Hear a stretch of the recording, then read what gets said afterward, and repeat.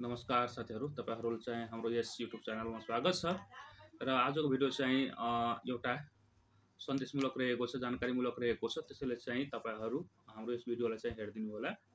यदि तपाई कुनै नयाँ युट्युब च्यानल खोल्न चाहनुहुन्छ र कुन क्याटेगोरीमा चाहिँ भिडियो बनाउने सोचमा हुनुहुन्छ भने त्यस सम्बन्धी चाहिँ भिडियो लिएर आएको छु। जस अन्तर्गत आज चाहिँ म तपाईलाई एउटा एजुकेसन च्यानल र अर्को टेक्निकल च्यानल सम्बन्धी जानकारी गराउने नै छु यस भिडियोमा। र त्योभन्दा पहिला यदि तपाईहरु चाहिँ हाम्रो यस च्यानललाई सब्स्क्राइब गर्नुभएको छैन भने कृपया चाहिँ हाम्रो यस च्यानललाई सब्स्क्राइब गरिदिनु होला, किनकि तपाईहरुको लागि हामीले चाहिँ यस्तै जानकारीमूलक भिडियोहरु लिएर आउने नै छौं। अब चाहिँ कुरा गरौँ हामी टेक्निकल र एजुकेसन च्यानलको बारेमा। अब चाहिँ एजुकेसन भन्नाले चाहिँ हामी कुनै कुरा सिकाउँछौं भिडियो मार्फत, त्यसले चाहिँ हामी एजुकेसन भन्छौं है। एजुकेसन च्यानल भन्छौं। जस्तो तपाई शिक्षक हुनुहुन्छ भने तपाई विषयवस्तु पढाउनुहुन्छ, त्यसलाई चाहिँ हामी एजुकेसन च्यानल भन्छौं। त एजुकेसन च्यानलमा के हुन्छ भने आरपीएम अलिक कम हुन्छ। हामीले चाहिँ 1000 भ्युज बराबर जति इन्कम पाउँछौं। टेक्निकल च्यानलमा एजुकेसन भन्दा बढी चाहिँ इन्कम पाउँछौं। थोरै धेरै पनि होइन।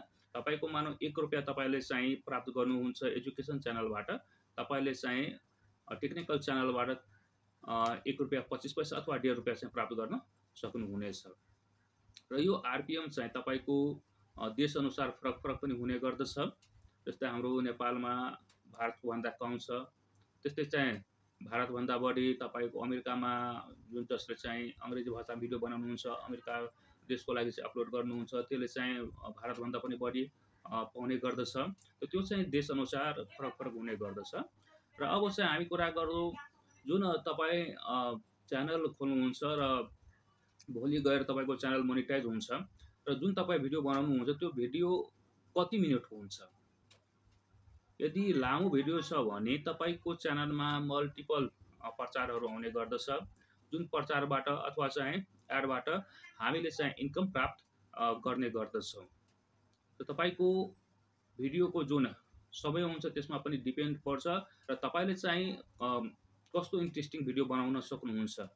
किनकि जति चाहिँ हामीले इन्ट्रेस्टिङ भिडियो बनाउन सक्छौं, मान्छे त्यति नै चाहिँ इन्गेज हुन्छ हाम्रो भिडियोमा र हाम्रो भिडियो त्यतिकै रुचाउँछ र हाम्रो भिडियोको रिच बढेर जान्छ। र जब रिच बढ्छ, धेरै व्यक्तिसम्म पुग्छ र धेरै व्यक्तिले चाहिँ हाम्रो भिडियोलाई हेर्ने गर्दछ। अब कुरा गरौँ हामी चाहिँ भ्युजको। एजुकेसन च्यानलमा चाहिँ जहिले पनि भ्युज पर्याप्त रूपमा आउँदैन। जब चाहिँ परीक्षाको समय आउँछ त्यतिखेर चाहिँ स्टुडेन्टहरुले चाहिँ भिडियोहरु हेर्ने गर्दछ, त्यतिखेर चाहिँ भ्युज पर्याप्त मात्रामा आउँछ। र जब एक्जाम चाहिँ सकेर जान्छ त्यसपछि चाहिँ भ्युजमा चाहिँ कमी देखा पर्दछ। तर टेक्निकल च्यानलमा के हुन्छ भने हुन त सबै च्यानलमा कहिलेकाहीँ चाहिँ भ्युज डाउन गइराखेको हुन्छ, तर टेक्निकल च्यानलमा के हुन्छ भन्दाखेरि तपाईको च्यानलमा भ्युज कम भए पनि आरपीएम चाहिँ बढी भएको हुनाले चाहिँ तपाईमा खासै फरक पर्दैन।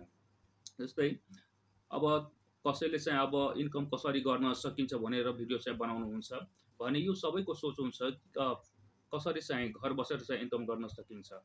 जब चाहिँ हामी थम्बनेल बनाएर चाहिँ राख्छौं, हामी मोबाइल चलाउँछौं र मोबाइलमा आउँछ, त्यहाँ हेर्छौं कि इन्कम गर्ने सजिलो तरिका, त हामी पनि त्यहाँ के गर्छौं क्लिक गर्छौं, किनकि हाम्रोमा चाहिँ एउटा उत्सुकता हुन्छ कि कसरी चाहिँ इन्कम गर्न सकिन्छ भन्ने कुरा। त व्यक्तिले चाहिँ त्यहाँ क्लिक गर्छ र क्लिक गरेर चाहिँ भिडियोलाई वाच गर्छ। त्यसैले चाहिँ यदि तपाई एउटा नयाँ क्रिएटर हुनुहुन्छ भने अलि सोच विचार गरेर चाहिँ च्यानल खोल्नु होला। साथै तपाईको पेशा के हो, सबभन्दा राम्रो यदि आफ्नो पेशा सम्बन्धी नै भिडियो बनाउनुहुन्छ भने सबभन्दा बेस्ट मेरो विचारमा त्यही हुनेछ। र अहिले म तपाईहरुलाई यही जानकारी गराएँ कि एजुकेसन भन्दा अलि चाहिँ आरपीएम बढी चाहिँ टेक्निकल च्यानलको हुन्छ। त्यसैले तपाईहरु चाहिँ खोल्नुहुन्छ भने अलि सोचेर सम्झेर चाहिँ खोल्नु होला। हस्त, धन्यवाद।